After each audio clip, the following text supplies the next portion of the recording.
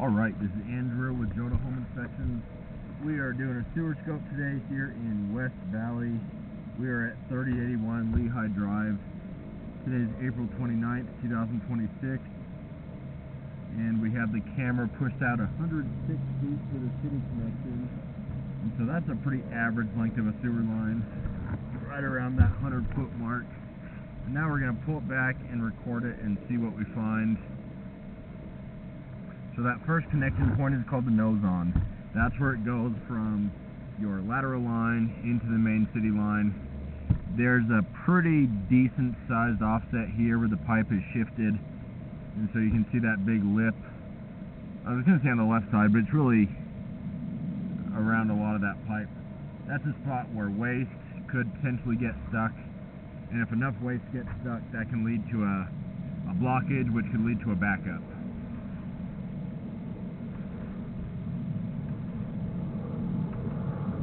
I think this is probably transite pipe from what I can tell so far.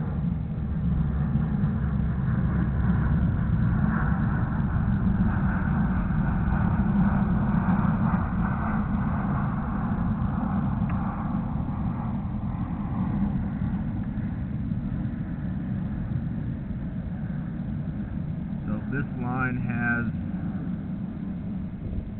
definitely some roots that have built up. I would recommend getting the line cleaned and then further evaluated. I can't see exactly how it's coming through. Once it's cleaned, you'll be able to see if it's just simply a joint or whether there's an issue that needs to be addressed. Usually they just come through a joint, and that's pretty common.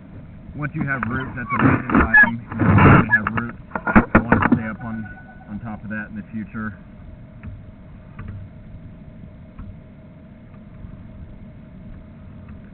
Transite is cement asbestos.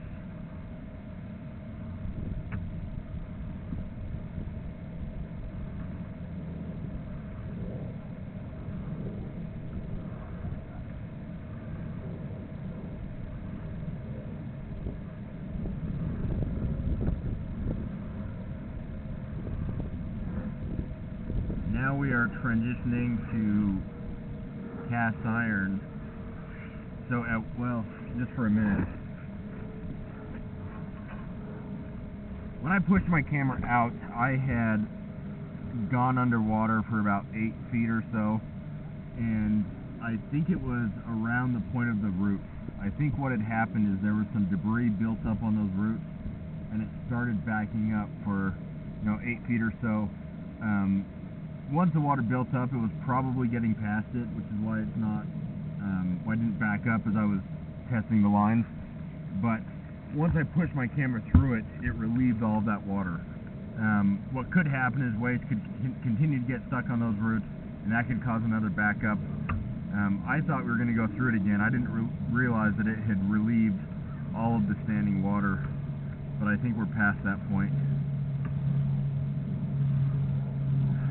That cast iron we went through, I think that was a clean out, probably somewhere out in the yard. I didn't see one, so it's probably cut off and buried, but there is a clean out that could be located, it looks like. You also have cast iron under the house, which we'll be transitioning to shortly. And the issue with cast iron is it gets real rough and rusty and will eventually need to be replaced.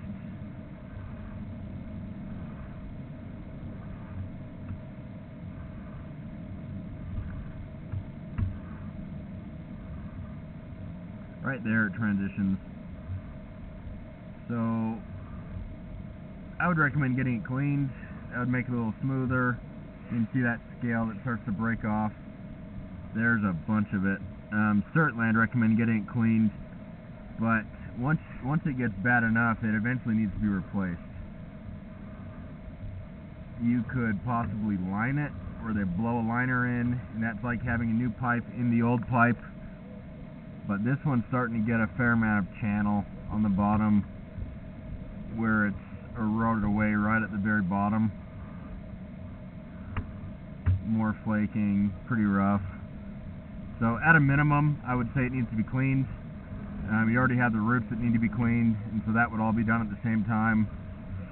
Now we're coming up the stack, so nothing to see here. But to recap, you have a mix of transite and cast iron. You have some roots that need to be cleaned now, and then the cast iron I would also definitely recommend having cleaned. Eventually that cast iron will need to be replaced, and so I would budget for that, and I would be aware that it is looking pretty rough. But I've seen plenty of houses use their cast iron much longer, and so it's possible that you could clean it and get a lot of years out of it. It's tough because you want to clean it so it's smoother, but when you clean it, sometimes that can cause an issue, or you might find out that it's real thin where it breaks through. So kind of a catch-22 with that. I'm going to end this recording now.